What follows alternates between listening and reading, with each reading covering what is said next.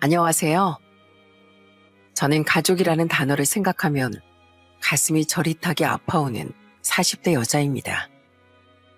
화목했던 저희 가족에게 정말 눈물 나는 일이 많이 있었거든요.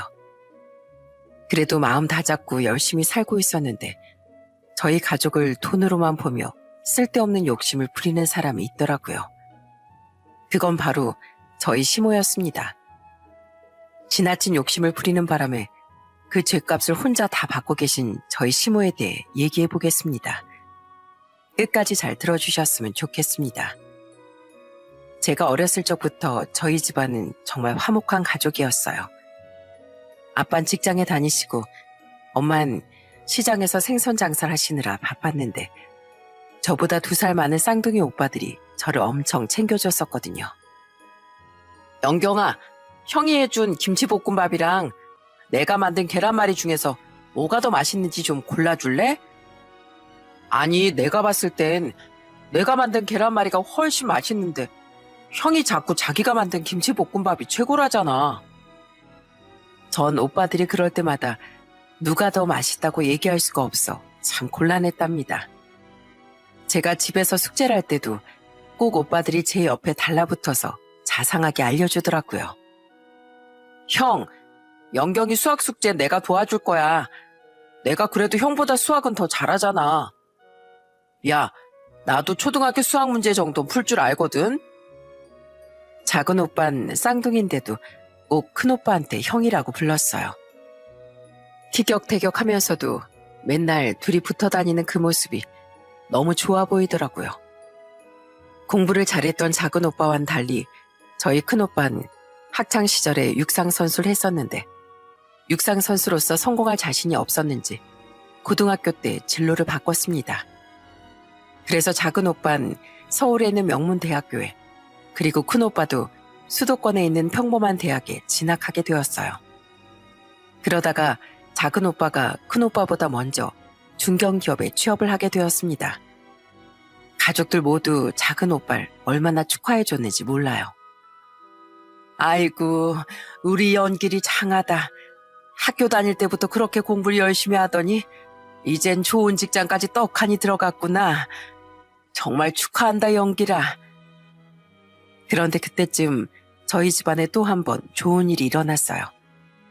여태까지 허름한 빌라에 살던 저희 가족이 2층짜리 단독주택으로 이사를 가게 되었거든요. 물론 비싸고 으리으리한 집은 아니었고 그냥 동네 골목에서 흔히 볼 수 있는 벽돌집이었습니다. 그래도 저희가 원래 살던 집에 비하면 넓고 좋더라고요. 그렇게 이사를 가서 1층은 부모님이랑 제가 쓰고 2층은 오빠들이 쓰게 되었어요. 오빠들은 당시 대학생이던 제 방을 꾸며주겠다며 막 호들갑을 떨더라고요. 영경아, 이 방에 커튼 이런 스타일로 다는 게 어때? 엄청 샤랄라하고 예쁘지 않아? 형, 영경이가 무슨 아직도 7살짜리 어린애인 줄 알아? 무슨 대학생 방에 이런 공주 커튼을 달아. 영경아, 형이 고른 거 말고 이런 커튼은 어때? 엄청 깔끔하고 고급스러워 보이지 않아? 아, 오빠들. 내 방 꾸미는데 왜 오빠들이 더 신난 거야. 내 커튼 골라줄 시간에 오빠들 방이나 꾸며. 아니면 그냥 이참에 우리 서로 바꿔서 꾸며주게 할까? 제가 그렇게 말하자 오빠들은 좋다면서 박수까지 치더라고요. 결국 저희 남매는 서로서로의 방을 꾸며주면서 정말 즐거운 시간을 보냈습니다. 단지 이사를 갔을 뿐인데 그거 하나로 이렇게 즐거울 수 있어 너무 좋았어요. 그렇게 이사를 간 지 1년 정도 되었을 때 작은 오빠가 출퇴근할 때 필요하다며 할부로 차를 한 대 뽑았습니다.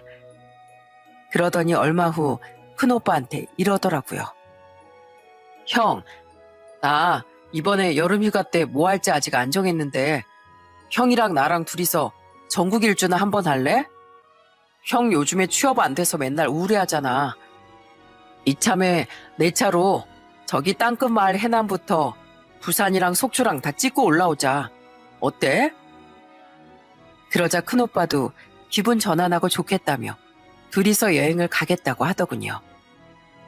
그렇게 오빠들은 여름 휴가로 자동차 여행을 떠났어요.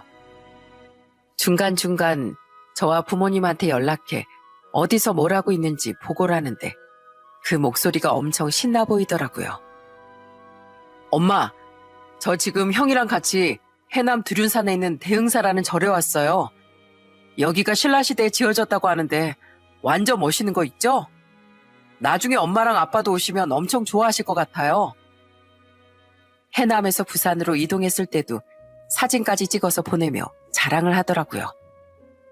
영경아, 우리 부산에서 밀면 먹었거든? 너 이거 안 먹어봤지? 나중에 나랑 와서 꼭 먹어보자. 난 밀면이 그냥 냉면이랑 비슷한 건 줄 알았는데 맛이 아예 다르더라고. 국물에서 고기 육수 맛이 진하게 나는 게 진짜 맛있다니까. 아휴, 오빠들 완전 신났네, 신났어. 그래, 이왕 멀리까지 놀러 갔는데 맛있는 거 많이 먹고 와. 그렇다고 너무 많이 먹어서 배탈 나지 말고, 알았지?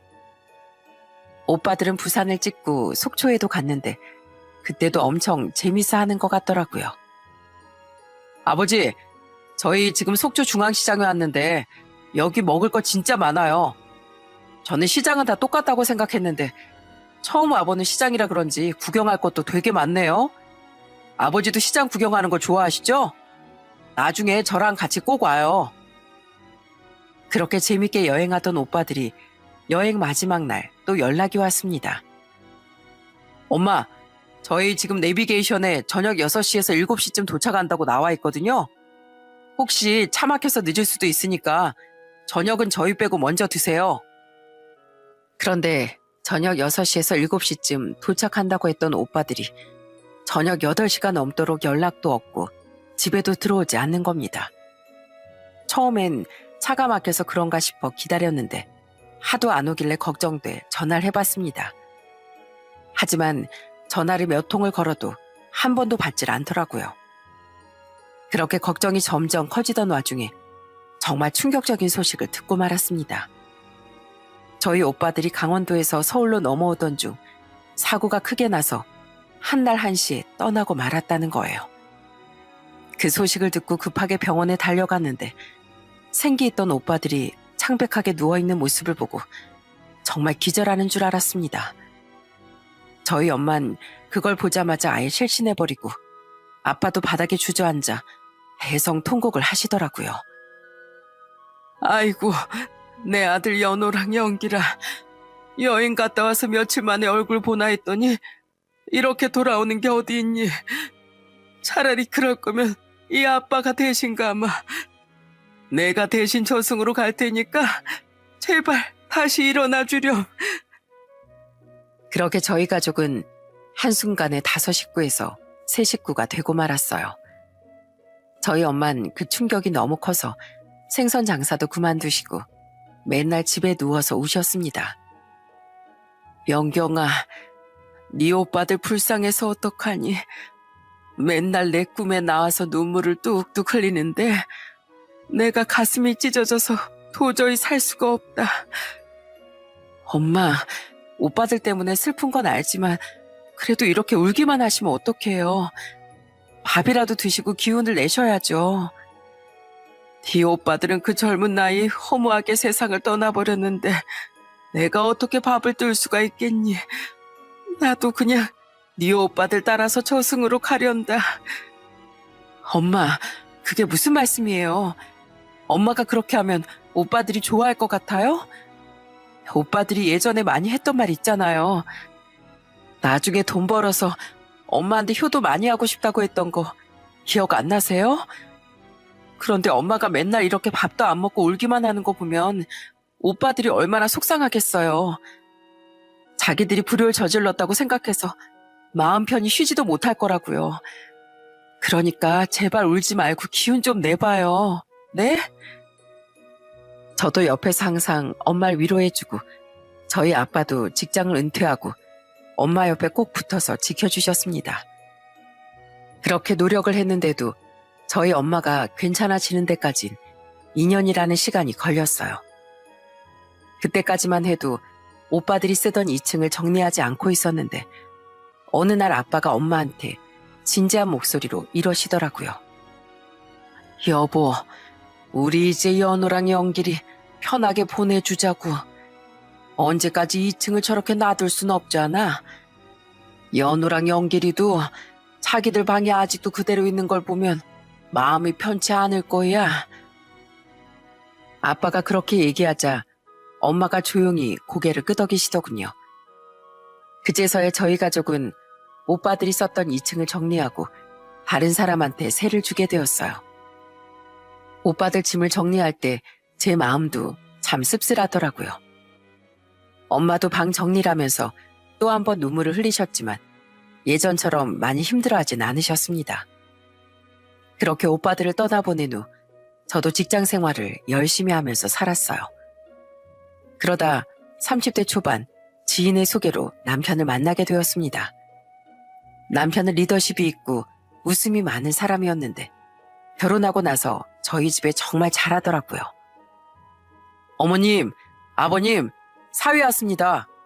오늘 날씨도 좋은데 저랑 한강에 같이 놀러 가시는 거 어때요? 그렇게 하루는 남편과 같이 부모님을 모시고 한강에 놀러 갔습니다. 가서 젊은 사람들처럼 편의점에서 라면도 끓이고 치킨도 시킨 후 돗자리를 펴고 앉아서 먹기 시작했어요. 되게 소소한 나들이었는데도 부모님이 엄청 좋아하시더라고요. 이야, 한강에 젊은 사람들이 되게 많네. 나도 한땐 저렇게 쌩쌩하던 시절이 있었는데 이렇게 사람들 많은 곳에 앉아 구경하고 있으니까 나까지 생기가 도는 것 같고 너무 좋네. 그쵸, 아버님? 아참, 아버님 혹시 자전거 탈 줄 아시면 다음번엔 저랑 한강에서 자전거도 타실래요? 저 결혼 전에 가끔씩 한강에 나와서 혼자 자전거 타고 그랬는데 시원하게 바람 맞으면서 타니까 엄청 좋더라고요. 남편이 워낙 싹싹하게 잘하니까 저희 부모님이 남편을 엄청 좋아하시더라고요. 게다가 남편은 성격도 세심해서 저희 부모님 생신을 달력에 표시해놓고 꼭 저보다 먼저 챙기곤 했어요.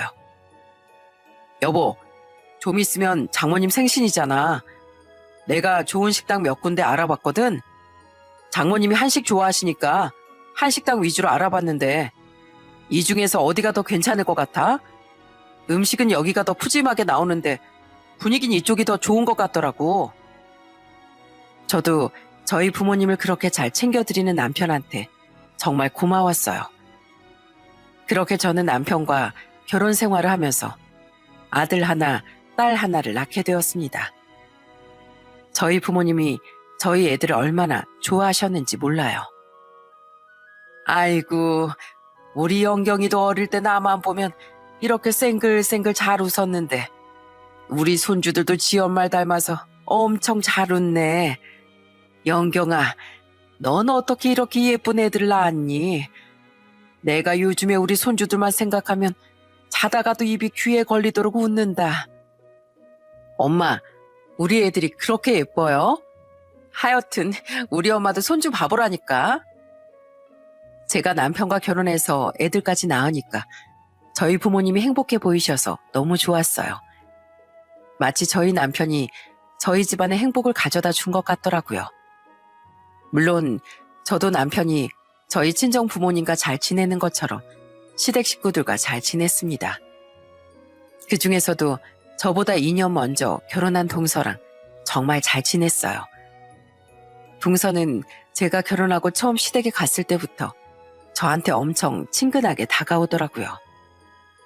형님, 저희 식구 되신 거 정말 환영해요. 저 앞으로 형님이랑 친하게 지내고 싶은데 그래도 돼요? 같은 며느리로서 서로 의지하면서 지내면 좋잖아요. 어머, 동서랑 친하게 지내면 나야 당연히 좋지. 동서가 나보다 결혼 선배니까 이것저것 많이 좀 알려줘.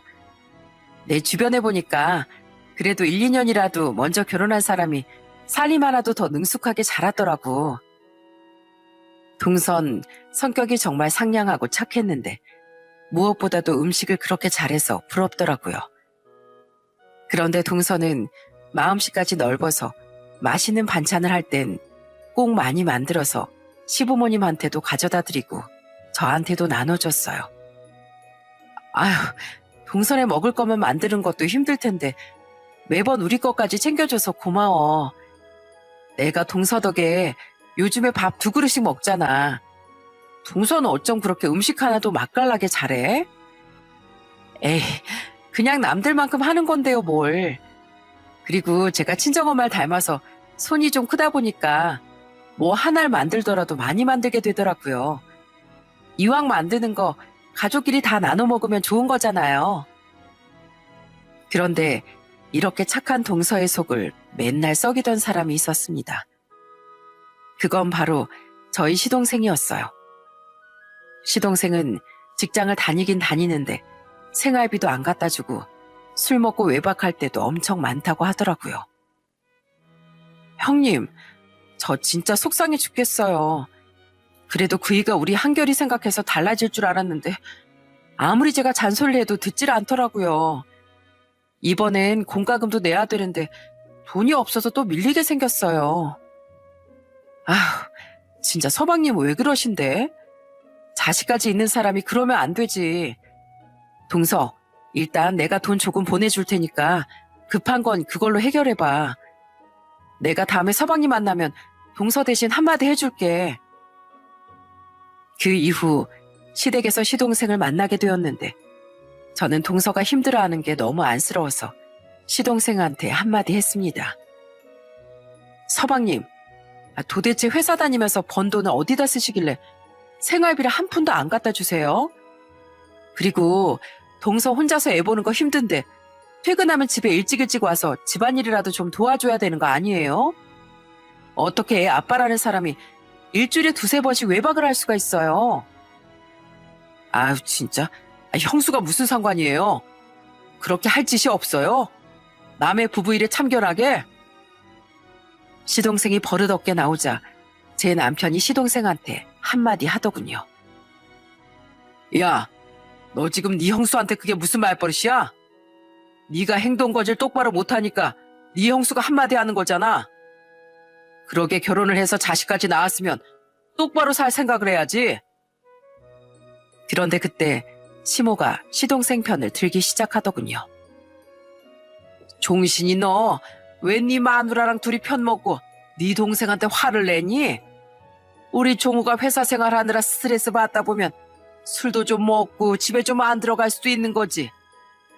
그리고 생활비 좀 안 갖다 주면 어때서? 우리 종우가 돈 벌어다 주는 기계니? 따박따박 월급 갖다가 마누라한테 바치게. 저는 그때 시동생 성격이 시모를 빼다 닮았다는 걸 알게 되었습니다. 시부도 조용한 성격이라 맨날 뒤에서 가만히 계셨는데 항상 자기 마음대로 집안을 휘어잡는 게 바로 시모였거든요. 그런데 시동생은 얼마 후 아예 직장까지 때려치고 백수로 지내기 시작하더군요. 한 번은 동선의 집에 갔는데 아주 가관도 아니었어요. 동선 애 보느라 바쁜데 시동생은 소파에 드러누워 과자를 까먹으면서 휴대폰을 하고 있는 거예요. 게다가 거실엔 소주병이 굴러다니더군요. 저는 한숨을 푹 쉬면서 동서한테 이렇게 얘기했습니다. 아휴, 서방님은 도대체 왜 저러시는 거야? 진짜 볼 때마다 내가 다 속이 터지네. 그나저나 동서 요즘은 좀 어때? 이제 서방님이 직장 생활도 안 하니까 더 힘들지 않아? 아, 저 괜찮아요. 요즘에 저희 친정 부모님이 좀 도와주고 계시거든요. 그래도 시간이 좀 지나면 저 사람도 정신 차리고 언젠간 좋아지겠죠. 하지만 본성이 게으르고 이기적인 사람이 어떻게 바뀔 수가 있겠어요? 그래도 조카 때문에 참고 살던 동서가 결국엔 폭발하게 되는 사건이 생기고 말았습니다. 시동생이 동서 몰래 전세담보대출을 받아서 다단계 투자를 했다가 동서한테 딱 걸리고 만 거예요. 주위 사람이 권유해서 시작했는데 결국엔 쫄딱 망해서 그 돈을 다 날려버렸다고 하네요. 저도 동서한테 그 얘기를 듣고 얼마나 놀랐는지 모릅니다. 형님, 저 진짜 못 살겠어요.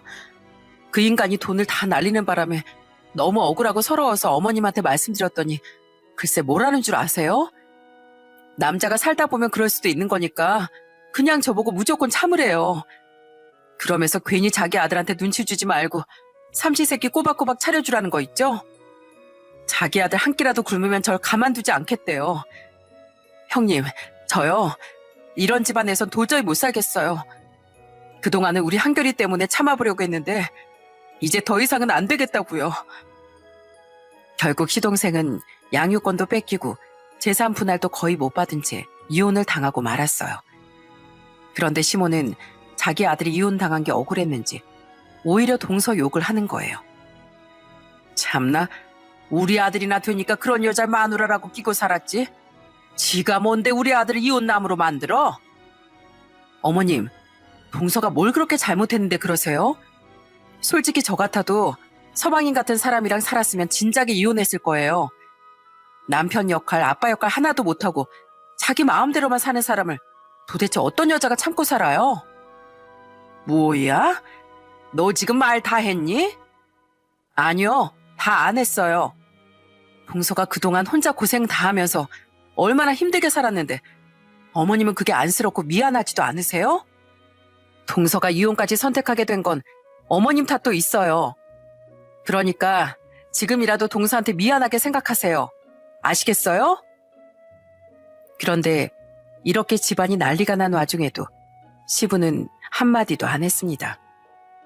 평생 건설 현장에서 일하시다가 은퇴하고 지금은 집에서 쉬고 계시는데 워낙 내성적이고 조용하신 분이라 아예 집안일에 관여하고 싶지 않으신 것 같더라고요. 그러다 보니까 시모가 더 목소리를 크게 낼 수 있었던 것 같아요. 하지만 이렇게 시댁이 시끄럽던 와중에도 저희 부부와 친정 부모님은 정말 잘 지냈습니다. 한 번은 남편이랑 같이 명절 때 친정에 갔는데 마치 외출하시던 부모님의 모습을 보게 되었어요. 저희 부모님은 연세가 벌써 70이 다 되어가는데도 다정하게 손을 꼭 잡고 걸어가시더라고요. 남편은 그 뒷모습을 보면서 저한테 이렇게 얘기하더군요. 우와, 저 연세 부부끼리 저렇게 손잡고 다니는 거 너무 보기 좋으시다. 나도 저 모습을 많이 배워야겠어. 나도 나중에 꼬부랑 할아버지가 되어서도 당신이랑 손 꼭 잡고 다닐 거야. 저희 집안은 워낙 사이가 좋으셨던 부모님 덕에 항상 화목했습니다. 그런데 어느 날부턴가 부모님이 사시던 집 쪽이 재개발될 거라는 소식이 들려왔어요. 하지만 그때까지만 해도 별로 신경 쓰지 않았죠. 원래 재개발 얘기가 나와도 진짜로 재개발될 때까진 한참 걸리니까요. 그런데 그 와중에 시모랑 시동생은 자꾸만 저희 부부한테 이것저것 요구하더군요. 시동생은 툭하면 저희 남편한테 전화해서 용돈을 달라고 하고 시모도 저한테 전화해선 말도 안 되는 소리를 하시는 거예요. 애미야, 너 네 남편만 챙기지 말고 네 시동생도 좀 챙겨라. 너 이번에 우리 집에 왔을 때 네 시동생 다 늘어난 티셔츠 입고 있는 거 못 봤니? 네가 형수로서 멋있게 정장 한 벌이라도 맞춰줘야 네 시동생이 면접이라도 보러 다니지. 어머님, 서방님한테 정장이 없는 것도 아닌데 무슨 저보고 새로 정장을 맞춰주라고 그러세요. 그리고 정 취직하고 싶으면 꼭 사무직이 아니더라도 생산직이나 택배일 같은 거라도 할 수 있는 거잖아요. 본인이 의지가 없어서 안 하는 건데 꼭 제가 옷을 안 사줘서 그런 것처럼 말씀하시네요. 정 그렇게 서방님이 안쓰러우시면 어머님 돈으로 정장 맞춰주세요. 저는 애들 키우느라 그럴 돈 없어요. 저도 솔직히 시동생이 성실한 사람이었으면 선물로 정장 한 벌 정도는 해줄 수 있었을 겁니다. 하지만 시동생은 그 착한 전 동서를 나가 떨어지게 할 정도로 한심한 사람이었기 때문에 아무것도 해주고 싶지 않았어요. 저는 시동생 인생은 시동생이 스스로 알아서 할 거라고 생각해서 그냥 저희 가족들하고만 잘 지냈어요. 그런데 하루는 정말 믿을 수 없는 일이 일어나고 말았습니다. 그때까지만 해도 정말 건강하셨던 저희 아빠가 한겨울에 뇌졸중으로 쓰러지시고 만 거예요. 저희 아빠는 항상 건강을 챙기던 사람이었고 담배도 전혀 안 피우고 술도 거의 안 드시는 분이었는데 순식간에 이렇게 될 줄은 정말 꿈에도 몰랐습니다. 아빠 뇌졸중으로 쓰러지신 이후 한쪽 몸이 마비되시고 말도 거의 할 수 없게 되셨어요. 저희 부부랑 엄만 매일같이 아빠를 찾아가 제발 낫게 해달라고 빌었습니다. 영경아, 아무래도 내가 전생에 큰 죄를 지었나 보다. 아들 둘을 하루아침에 그렇게 떠나보내고 이제 네 아빠까지 이렇게 되어버렸잖니. 너 네 아빠가 얼마나 좋은 사람인지 알지? 네 아빤 젊었을 때부터 항상 이 엄마의 보디가드를 해주던 사람이었어. 내가 어디 아프기만 하면 바로 달려가서 약을 사다 주고 어깨라도 아프면 어깨를 주물러 주던 사람이었다고. 지금 나이가 70이 다 되어가는데도 아직도 내 발을 소중하게 씻겨주던 사람이었단 말이야. 저도 알아요, 엄마. 세상에 우리 아빠만큼 좋은 사람도 없잖아요. 그러니까 우리 아빠 곧 일어나실 수 있을 거예요. 그러니까 우리 아빠 낫게 해달라고 기도해요. 네? 하지만 저희 아빠는 투병 생활 1년 만에 결국 세상을 떠나고 말았어요. 저희 엄만 너무나 큰 슬픔에 또 한 번 실신하고 말았습니다. 저 역시도 지금 이 상황을 도저히 믿을 수가 없더라고요. 저희 남편이 끝까지 지켜줘서 장례식은 무사히 치렀지만 아빠를 잃은 상실감은 이루 말할 수 없었습니다. 그런데 저보다도 저희 엄마가 문제였어요. 엄마는 아빠가 떠나신 후 완전히 우울증에 걸려버리셨거든요. 밥도 안 드시고 맨날 누워있기만 하고 툭하면 살기 싫다고 하시더라고요. 저는 그런 엄마가 너무 걱정되어 매일같이 퇴근하고 엄마를 찾아갔습니다. 엄마, 이러지 말고 밥 좀 먹어봐요. 이러다가 엄마까지 쓰러진다니까요. 됐다. 아들을 둘이나 떠나보내고 이제 남편까지 하늘나라로 보낸 내가 무슨 자격으로 밥을 먹니? 나 그냥 이대로 이 세상과 영영 작별하련다. 그러면 적어도 하늘나라에 먼저 가 있는 네 아빠랑 오빠들을 볼 수 있겠지. 제가 아무리 옆에서 위로를 해도 전혀 나아지는 게 없었습니다. 전 이러다가 엄마까지 큰일 날까봐 너무 걱정되더라고요. 그런데 하루는 저희 남편이 저한테 이러더라고요. 여보, 우리 그냥 앞으로 장모님 모시고 살자. 장모님 안 그래도 마음이 많이 힘드실 텐데 혼자 계시면 더 안 좋은 생각만 하실 거야. 그래도 장모님이 우리 애들을 많이 좋아하시니까 우리랑 같이 지내면 좀 괜찮아지지 않으실까? 그렇게 전 정말 고마운 남편 덕분에 엄마를 모시고 살 수 있게 되었어요. 그래서 그 후부터는 엄마가 살던 주택 1층도 다른 사람한테 세를 주게 되었어요. 남편은 저희 엄마를 정말 극진히 모시더라고요. 저희 엄마가 기운이 없어 보이면 직접 죽까지 끓여서 대령하더군요. 어머님, 제가 전복 넣고 전복죽 좀 끓여봤는데 한 입만 딱 드셔보세요. 마음 같아선 든든하게 고기라도 구워드리고 싶은데 요즘에 통 안 드시니까 괜히 탈나실까봐 죽으로 끓여봤어요. 아이고, 고맙네. 내가 괜히 여기 들어와서 사느라 자네가 많이 불편할 텐데 이렇게 내 식사까지 챙겨주니까 얼마나 고마운지 몰라. 내가 자네 생각해서라도 힘내서 한술 떠보겠네. 에이, 저 불편한 거 하나 없어요. 오히려 이렇게 어머님이랑 같이 지내니까 집안의 따뜻한 분위기도 더 도는 것 같고 좋은데요. 그러니까 앞으로는 저랑 같이 맛있는 것도 많이 드시고 좋은 곳도 많이 다니시겠다고 약속해요. 아셨죠? 그 후 남편은 저희 엄마의 기분을 풀어드리겠다고 경치 좋은 곳으로 같이 여행도 다니고 정말 자식처럼 잘하더라고요. 저는 그런 남편한테 매 순간마다 너무 고마웠습니다. 그런데 하루는 시댁에 갔더니 시모가 저한테 이러는 거예요. 이해, 너 도대체 언제까지 우리 아들 고생시킬 거야? 우리 아들이 무슨 간병인인 줄 알아? 내가 기껏 힘들게 아들 키워놨더니만 왜 우리 아들한테 장모를 모시고 살게 만드냐고? 그런데 그때 저희 남편이 나서서 한마디 하더군요. 어머니, 제발 그런 말씀 좀 하지 마세요. 저희 장모님 예전에 자식 둘이나 잃고 이번엔 아버님까지 돌아가셔서 얼마나 힘들어하셨는 줄 아세요? 어머니한테는 아버지도 있고 저도 있고 종우도 있잖아요. 그런데 우리 장모님한텐 저희밖에 없단 말이에요. 아이, 그래서 뭐 어쩌라고? 가족들이 줄줄이 초상난 게 뭐 내 탓이니? 아유, 기껏 힘들게 키워놨더니만 남의 부모 폭량이나 하고 그냥 나도 너희 집에 들어가서 살련다. 나도 부모니까 이참에 나도 모셔보던가. 물론 남편이 저희 엄마한테 너무 잘하니까 시모 입장에선 그게 서운할 순 있다고 생각합니다. 하지만 그걸 왜 그런 식으로 기분 나쁘게 얘기하시는지 모르겠더라고요. 그래도 남편이 중간에서 중재를 잘해준 덕분에 큰 문제 없이 넘어갈 수 있었어요. 그런데 어느 날 정말 의외의 소식을 듣게 되었습니다.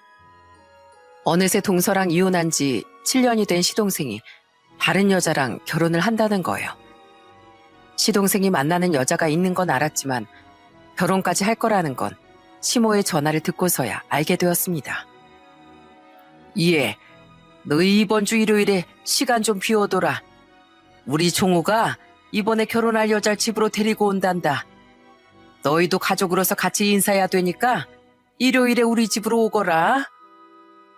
제가 이걸 의외라고 생각했던 건 시동생이 아직도 정신을 못 차린 상태였기 때문이에요. 아직까지 백수로 지내는 데다 맨날 저랑 남편한테 돈 좀 빌려달라고 졸랐거든요. 하지만 저희 남한테 부탁하는 시동생의 버릇을 고쳐주고 싶었기 때문에 한 번도 도와주지 않았습니다.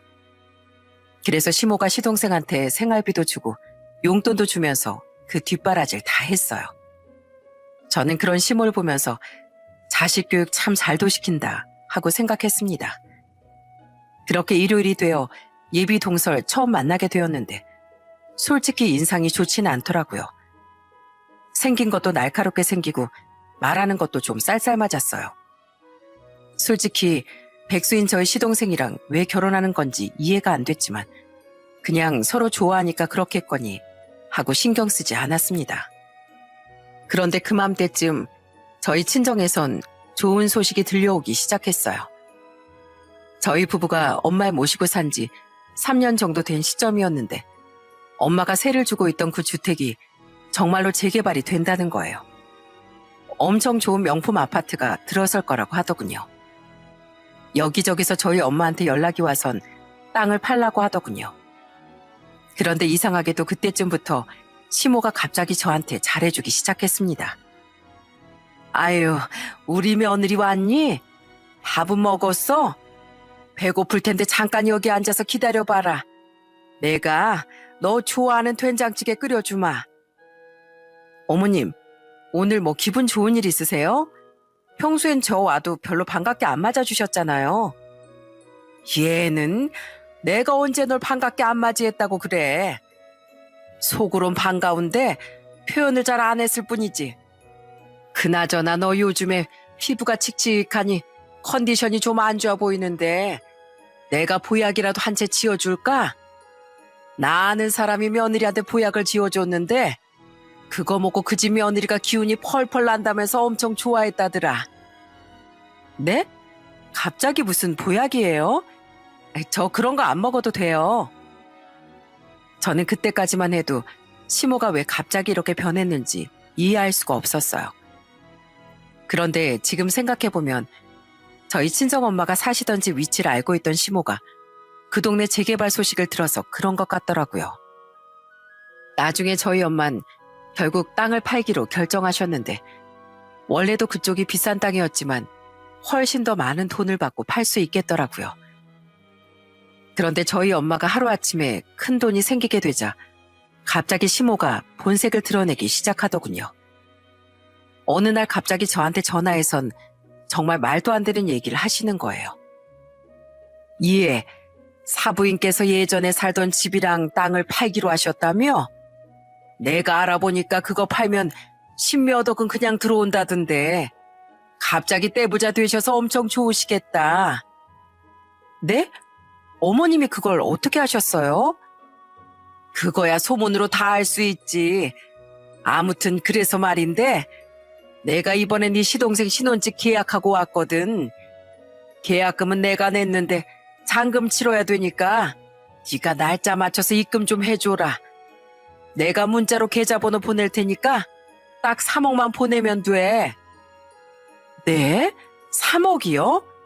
아니, 그걸 왜 저보고 달라고 하세요? 왜기는 왜야? 어차피 사부인께서 땅 팔면 큰돈 가지게 되실 텐데 그 중에서 3억 원 정도 보태주는 건 별일도 아니시잖니. 그러니까 네가 그 돈 좀 나한테 보내거라. 저는 그 얘기를 듣고 정말 기절초풍하는 줄 알았습니다. 시동생이 재혼을 하는데 왜 그 신혼집을 저희 친정엄마 돈으로 하나요? 너무나도 당당하게 요구하는 그 모습에 치가 떨리더라고요. 어머님, 일단 무슨 말인지 알아들었고요. 제가 그 날짜까지 돈은 보내드릴게요. 그래? 역시 우리 며느리밖에 없네. 그럼 내가 기다리고 있으마. 그렇게 전화를 끊자 시모는 바로 저한테 계좌번호를 보내더군요. 하지만 저는 절대로 시모가 요구한 대로 돈 3억 원을 보낼 생각은 없었습니다. 그래서 전 시모가 요구한 날짜가 며칠 안 남았을 때 시모한테 3억 원이 아닌 3만 원을 보냈어요. 그리고 장문의 문자를 보냈습니다. 어머님, 약속한 대로 돈 보내드렸어요. 서방님 신혼집에 이사 가면 점심으로 중국집에서 시켜 드실 거잖아요. 짜장면만 시켜 드시면 아쉬우니까 탕수육까지 시켜 드시라고 3만 원 보내드렸어요. 그럼 많이 드세요. 아셨죠? 그런데 제가 그렇게 문자를 보내자마자 시모한테서 바로 전화가 오더군요. 시모는 잔뜩 화난 목소리로 저한테 난리를 치기 시작했어요. 이야, 내가 3억 원을 보내라고 했지? 언제 3만 원을 보내라고 했어? 너 지금 나한테 장난치는 거니? 너 분명히 그때 3억 원 보낸다고 했잖아. 어머님, 제가 언제 3억 원을 보낸다고 그랬어요? 그냥 돈을 보내드린다고 그랬죠. 그리고 저한테 무슨 돈 맡겨놓으셨어요? 3억이나 되는 큰 돈을 달라는 얘기를 어쩜 그렇게 쉽게 하세요? 뭐야? 아니, 안 사돈이 돈방석에 앉게 생겼으면 사돈끼리 그 정도 해줄 수도 있는 거지. 너 지금 그깟 3억 원이 아까워서 이러는 거니? 네, 당연히 아깝죠. 그리고 어머님이 뭔가 잘못 알고 계시는 것 같은데 저희 엄마가 땅 팔아서 받는 돈은 저희 엄마 돈이지 제 돈이 아니에요. 그런데 어머님이 왜 그 돈을 마음대로 달라고 하세요? 무슨 사채업자처럼 날짜까지 정해서 입금하라고 하셨잖아요. 그래도 전 최소한의 예의로 이사 갈 때 점심값이라도 하시라고 3만 원 보내드린 거니까 그거라도 고맙게 받으세요. 뭐라고? 예, 너 지금 미쳤니? 나 그 잔금 못 치르면 계약금 다 날리게 생겼어. 내가 무슨 무리한 욕을 한 것도 아니고 충분히 해줄 능력이 있어 보여서 부탁한 건데 기어코 이런 식으로 해야겠어? 계약금 날아가는 문제는 저랑 상관없죠. 애초에 그 집 계약하실 때 저랑 상의하셨어요? 제가 잔금 대신 치러드린다고 얘기한 적도 없는데 어머니 마음대로 집 계약하고 저한테 돈 요구하신 거잖아요. 그리고 서방님도 문제예요. 동서를 그렇게 고생시켜서 이혼당해놓고 새로운 여자랑 결혼하고 싶으면 자기 능력으로 결혼해야죠. 세상에 형수 돈으로 신혼집 마련할 생각하는 사람이 어딨어요? 진짜 아무리 제 시동생이지만 한심해 죽겠네요. 제가 그렇게 말하자 시모는 기분이 나빴는지 더 길길이 날뛰기 시작하더군요. 뭐야? 너 지금 말 다 했니? 네가 뭔데 감히 우리 아들한테 한심하다고 얘기해? 한심한 거 맞잖아요. 지금 나이가 벌써 40대 중반인데 아직까지도 백수로 지낸다는 게 말이나 된다고 생각하세요? 솔직히 말해서 취업 안 된다는 것도 핑계예요. 밖에만 나가봐도 아침 5시, 6시에 일하고 싶어서 인력사무소에 줄 서고 있는 사람이 한두 명이 아니에요. 정 돈이 벌고 싶으면 부지런하게 그런 데라도 나가서 일을 했어야죠. 그런데 서방님은 힘든 일은 또 하기 싫다고 하잖아요. 그러니까 한심하지 안 한심해요? 그런데 어머님, 그거 아세요? 서방님을 그렇게 한심하게 키운 건 바로 어머님이에요. 아들이 사람 구실도 못하는데 혼내지도 않고 맨날 용돈 줘가면서 버릇 잘못 들인 게 바로 어머님이라고요. 뭐라고? 너 지금 뭐라고 했어? 이젠 하다하다 이 시애미 욕까지 하는 거야? 그러는 너야말로 우리 아들 데려다가 고생시키고 있잖아. 우리 아들이 너희 어머니 3년이나 모셨는데 네 시동생한테 그 정도도 못해줘? 우리 그이가 저희 엄마를 3년간 모신 건 맞지만 왜 그 이후로 제가 서방님한테 3억 원을 해줘야 하는데요? 보답을 하더라도 서방님이 아니라 저희 남편한테 해야죠. 안 그래요? 아무튼 전 그 돈 드릴 생각 없으니까 그런 줄 아세요. 앞으로 이런 걸로 저한테 전화하지 마시라고요. 아시겠어요? 참나, 내가 더럽고 치사해서 그 돈 안 받는다. 기분 나쁘니까 그냥 끊어라. 시모는 그렇게 말하고선 전화를 확 끊어버리더군요. 저는 적반하장으로 나오는 시모 때문에 정말 어이가 없었어요. 이 상황을 이미 알고 있던 저희 남편도 저한테 미안하다고 대신 사과를 하더라고요.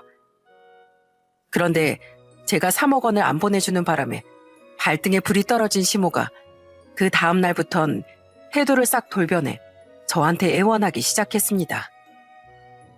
예, 그러지 말고 나 좀 한 번만 도와다오. 내가 어제 너무 화가 나서 그 돈 필요 없다고 얘기했다만 나 그 돈 없으면 정말 큰일 나서 그런다. 3억이 작은 돈도 아니고 내가 그걸 이제 와서 어디서 구하니? 그러니까 네가 이번 한 번만 눈 딱 감고 돈 좀 해다오.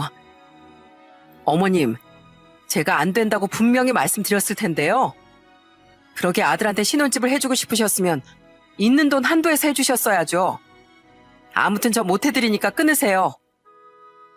그런데 그 다음 날에도 시모가 또 저한테 전화해선 구구절절 부탁을 하더라고요. 애미야, 그 돈을 그냥 못 주겠으면 그냥 빌려주는 걸로 하면 되지 않니? 내가 이자까지 쳐서 돌려줄 테니까 제발 빌려주기라도 해다오. 아무리 그래도 우리가 네 가족인데 너무 매정한 거 아니니? 시모가 하도 그러니까 옆에서 통화를 듣고 있던 남편이 휴대폰을 뺏어가 대신 화를 내주더라고요. 어머니, 제발 그만 좀 하세요. 이 사람한테 뭐 돈 맡겨놓으셨어요? 그러게 왜 줄 사람은 생각도 없는데 마음대로 돈 줄 거라고 판단해서 그 집을 계약하시냐고요. 내가 진짜 이래서 어머니 집에 가기 싫어요. 일은 안 하고 맨날 빈둥거리는 종우놈도 꼴 보기 싫어서 그 집에 발들이고 싶지도 않다고요. 그러니까 다신 이 사람한테 전화하지 마세요. 남편은 그렇게 말하고선 전화를 끊어버리더군요. 결국 시모는 잔금을 해결하지 못해 계약금을 날려버리고 말았습니다. 그런데 신혼집이 날아가 버리니까 시동생과 결혼을 약속했던 그 여자네 집에서 파혼을 통보하고 말았어요. 애초에 직업도 없이 백수인데다 신혼집도 못 해오는 이웃남과 누가 결혼을 하겠나요? 결국 시동생은 시댁에서 여전히 빈둥거리면서 지내고 있다고 하더라고요. 시모는 시동생이 쓰는 용돈과 술값을 감당하느라 건물 청소일을 시작하게 되셨어요. 자식 하나 잘못 키우는 바람에 그 연세에 고생하게 되신 거죠. 그 후 땅을 팔게 된 저희 엄만 그 돈으로 저희 남편한테 선물을 하나 해주셨습니다. 그건 바로 고급 승용차였어요. 이서방, 그동안 날 모시고 살면서 불편한 점도 많았을 텐데 항상 나한테 아들처럼 잘해줘서 정말 고맙네. 내가 자네한테 뭐라도 해주고 싶은데 뭘 해줄까 고민하다가 차를 사주는 게 제일 나을 것 같더라고. 자네 원래 타고 다니던 차가 엄청 오래됐지 않은가? 오래된 차 타고 다니면 위험할 수도 있으니까 앞으로는 좋은 차 타고 다니게. 아유, 저 이런 거 안 해주셔도 되는데 전 어머님이 집에서 끓여주시는 돼지 김치찌개 하나면 충분해요. 그래도 내가 어른으로서 그냥 받기만 할 수는 없지. 일단 지금은 내가 차만 사주지만 나중에 또 자네한테 필요한 거 뭐든지 해주겠네. 자넨 내 사위이자 아들이나 다름없는 사람이야. 저희 남편은 그 차를 받고 얼마나 고마워했는지 모릅니다. 그런데 한 번은 남편이 그 차를 끌고 혼자 시댁에 간 적이 있었는데 시동생이 그걸 보고 부러웠나 봐요.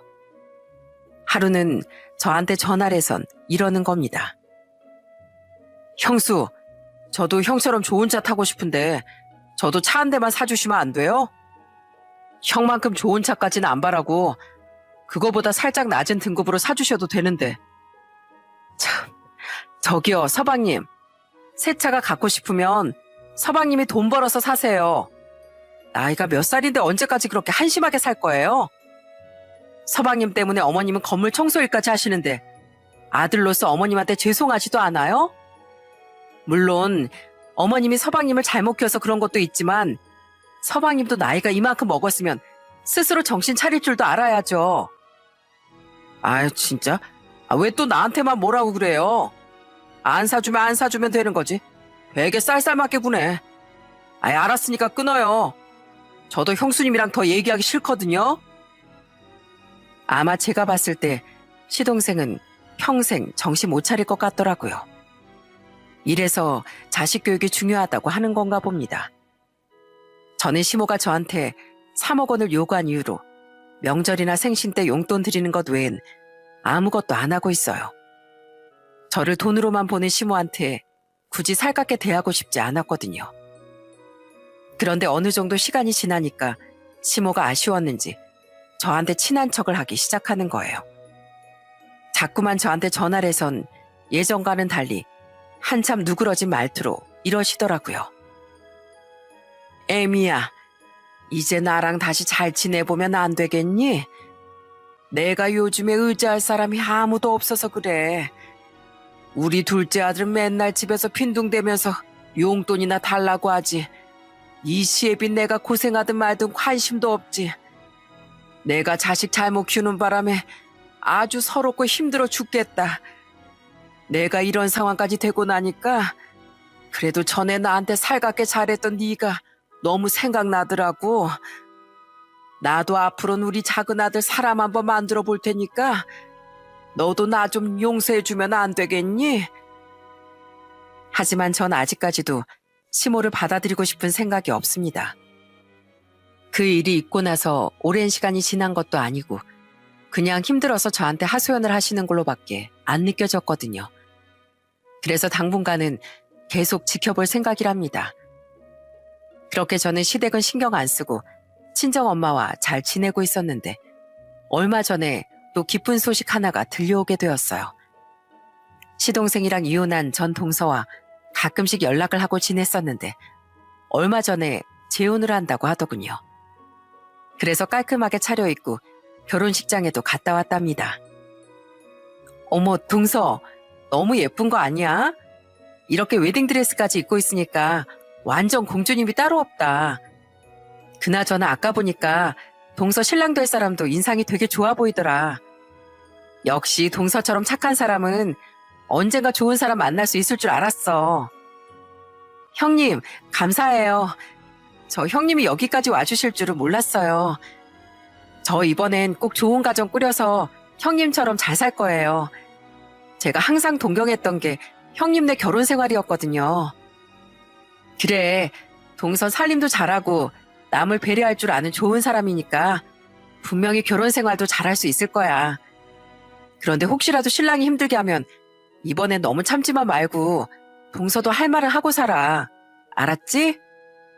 그럼요. 당연히 그렇게 할 거예요. 그럼 형님, 오늘 식사 맛있게 하고 가세요.